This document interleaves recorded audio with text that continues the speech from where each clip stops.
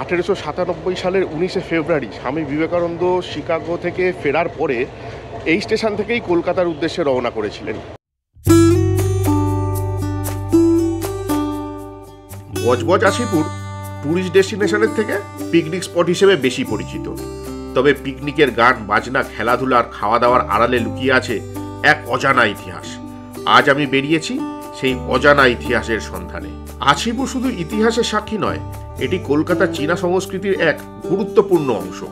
এটি ইতিহাসপ্রেমী এবং ভ্রমণ পিপাসুদের জন্য অবশ্যই ঘুরে দেখার মতো একটি স্থান।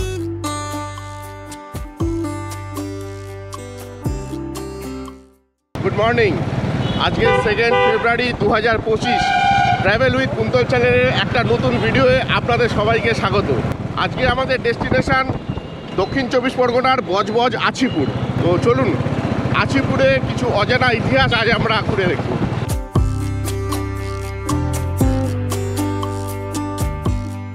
শহরের ব্যস্ততা থেকে একদিনের একটা ছোট্ট ব্রেক নেওয়ার জন্য বাইক রাইডের চেয়ে ভালো কিছু হতে পারে না। ইতিহাস, নদীর ধারে শান্ত পরিবেশ আর চমৎকার রাস্তা, সব মিলিয়ে এক দারুণ অভিজ্ঞতার সাক্ষী হতে চলেছি। কলকাতা থেকে আছিপুরের দূরত্ব 30 কিলোমিটার, সময় লাগে কম বেশি 1.5 ঘন্টা। সড়কপথে তারাতলা হয়ে সম্প্রীতি ফ্লাইওভার টপকে বজবজ ট্রাঙ্ক রোড ধরলেই পৌঁছে যাবেন বজবজ। আর ট্রেনে গেলে শিয়ালদা সাউথ সেকশন থেকে নামতে হবে কোমাকাটামারু বজবজ।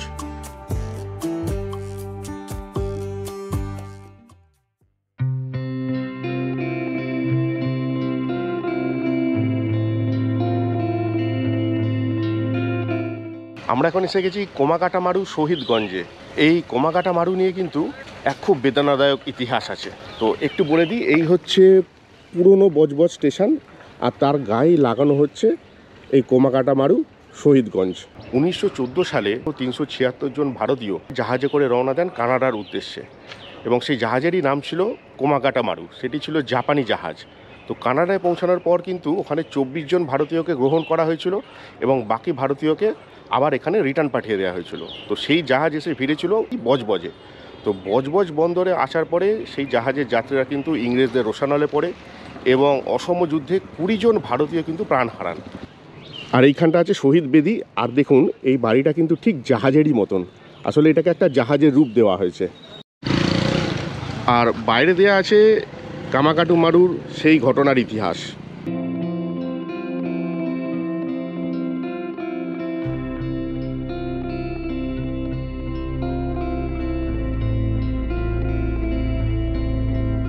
(1914 সালে গুরজিৎ সিং এর নেতৃত্বেই একদল ভারতীয় পাঞ্জাব প্রদেশ থেকে পাড়ি দেন কানাডার উদ্দেশ্যে। দীর্ঘ 2 মাসেরও বেশি সময় কানাডা সরকার যাত্রীদের বন্দরে আটকে রাখে এবং শেষ পর্যন্ত 23 জুলাই 1914 জাহাজটিকে জোরপূর্বক ভারতে ফেরত পাঠানো হয়। বজবজ বন্দরে জাহাজ ফেরার পরই মর্মান্তিক ঘটনাটি ঘটে। পরবর্তী সময় 1952 সালে জওহরলাল নেহরু এই ঘটনার শিকার মানুষদের স্মরণে বজবজে একটি স্মৃতিসৌধ স্থাপন করেন।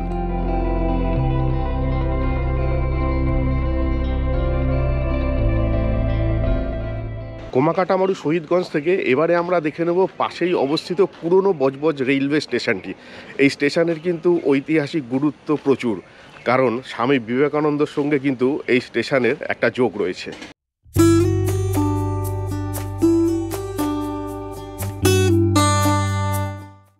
আমরা এখন চলে এসেছি পুরনো বজবজ স্টেশনের মধ্যে একদম। 1897 সালের 19শে ফেব্রুয়ারি স্বামী বিবেকানন্দ শিকাগো থেকে ফেরার পরে এই স্টেশন থেকেই কলকাতার উদ্দেশ্যে রওনা করেছিলেন। সেই থেকেই কিন্তু এই স্টেশনের ঐতিহাসিক তাৎপর্য অনেকটাই বেড়ে গেছে। তবে এই স্টেশন আজকে কিন্তু একদমই পরিত্যক্ত অবস্থায়। প্রায় 128 বছর আগে স্বামীজির পদধূলি পড়েছিল এই স্টেশনে। 1986 সালের 19শে ফেব্রুয়ারি স্বামী লোকেশ্বরানন্দজির উপস্থিতিতে এই স্মৃতিফলকটি এখানে স্থাপন করা হয়। সত্যি এই শান্ত নিরিবিলি পরিবেশে এসে একদম মনটা শান্তিতে ভরে গেল। মানে এখানে এসে ভাবতে অবাক লাগছে যে এই স্টেশনে কিন্তু একটা সময় স্বামী বিবেকানন্দ প্রায় ঘণ্টাখানেক কাটিয়ে গেছিলেন। সত্যি এই বজবজ আছিপুরে বেড়াতে এলে কিন্তু স্বামী বিবেকানন্দ স্মৃতি বিজড়িত এই স্টেশন দেখতে কিন্তু একদম ভুলবেন না, দারুণ লাগবে। এরপর আমরা বেরিয়ে পড়লাম চীনা মন্দিরের উদ্দেশ্যে। বজবজ ট্রাঙ্ক রোড ধরে বটতলা থেকে লেফট টার্ন নিয়েই একটু এগোলে চিনেম্যানতলা বাজার, আর বাজার টপকালেই ডান দিকে পড়বে এই চীনা মন্দির।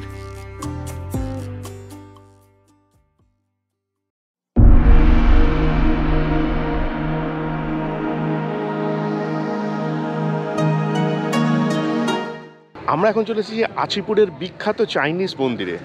আর এই আচিপুরের নাম হচ্ছে টং আছির নামে।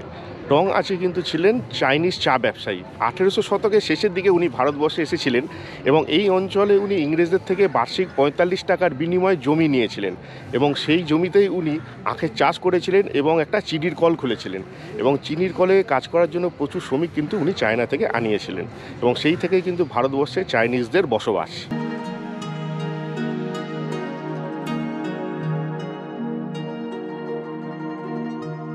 এর আগেও বেশ কয়েকবার এই আচিপুরে এলেও এই চীনা মন্দিরের ভেতরে ঢোকা সৌভাগ্য হয়নি, তবে এবারে এসে এই মন্দিরের ভেতর দেখে সত্যিই আমরা আপ্লুত। এই চীনা মন্দিরের দেবতার নাম খোদা আর খুদি। চীনা নববর্ষের দিন এখানে খুব ধুমধাম করে উৎসব পালন করা হয়। এই মন্দিরের ভিতরে আরও একটি ছোট মন্দির আছে, সেটি হলো বনবিবির মন্দির।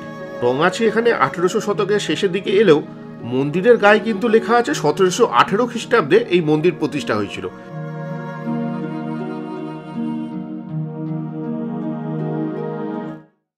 চাইনিজ নিউ ইয়ারের দিনে কিন্তু এইখানে খুব ভালো অনুষ্ঠান হয়, যেমনি ড্রাগন ডান্স হয় এবং ড্রাম বাজে এখানে। এই মন্দিরের কিছুটা দূরেই আছে টং আছির সমাধি। আমরা এবার সেই সমাধিস্থলটা ঘুরে দেখব।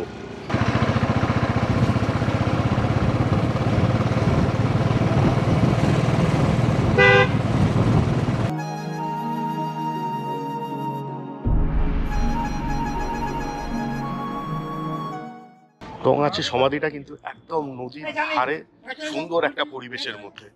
আর এই হলো নদী, আর ঠিক একদম তার সামনে হচ্ছে টং আছির এই সমাধি।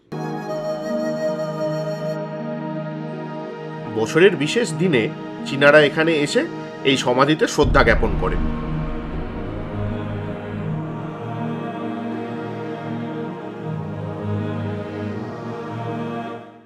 টং আছির সমাধি দর্শন করে আমরা এবারে চলে যাব এর সামনেই এক ব্রিটিশ আমলের বারুদ ঘর আছে, বহু পুরনো।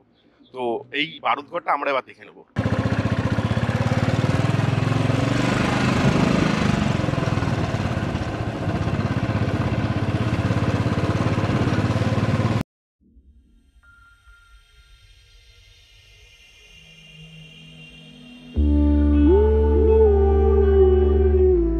সেই সময় কলকাতা বন্দরে আগত জাহাজগুলো সিগন্যাল ও অন্যান্য জরুরি প্রয়োজনে জাহাজে বারুদ রাখত। 1855 সালের আগে পর্যন্ত তারা 100 পাউন্ড বারুদ নিয়ে কলকাতা বন্দর এলাকায় প্রবেশ করতে পারত। পরে 1855 সালের আইন অনুযায়ী সেই সীমা 50 পাউন্ডে নামিয়ে আনা হয়, আর অতিরিক্ত বারুদ এই বারুদ ঘরে জমা রাখতে হতো। ফেরার পথে জাহাজগুলো আবার সেই জমা রাখা বারুদ নিয়ে ফেরত যেত। এছাড়া দেশি বিদেশি বারুদ আমদানিকারীদেরও অতিরিক্ত বারুদ এখানে জমা রাখতে হতো, আর এই বারুদ রাখার জন্য টন প্রতি 1 আনা করে কর দিতে হতো। হুগলি নদীর তীরে এই বারুদ ঘর অনেক ইতিহাসের সাক্ষী হলেও আজ এই বারুদ ঘর বহু অবহেলায় পড়ে আছে।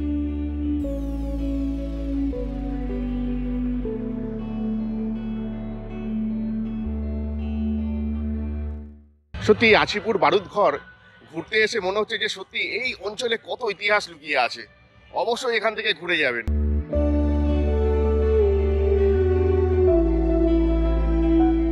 বারুদঘর দেখার পর আমাদের পরবর্তী গন্তব্য ব্রিটিশ আমলের টেলিগ্রাফ অফিস।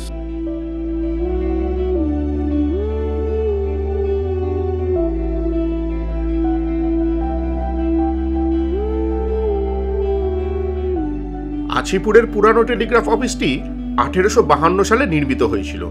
বর্তমান ভবনটি জরাজীর্ণ অবস্থায় রয়েছে এবং স্থানীয়দের মতে 10 বছর আগেও এটি পোস্ট অফিস হিসেবে কার্যকর ছিল।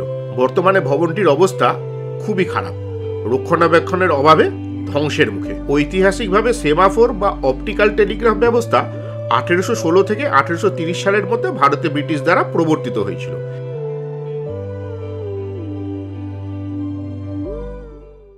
সত্যি এই বজবজ আচিপুর কিন্তু ইতিহাসে সমৃদ্ধ একটা জায়গা।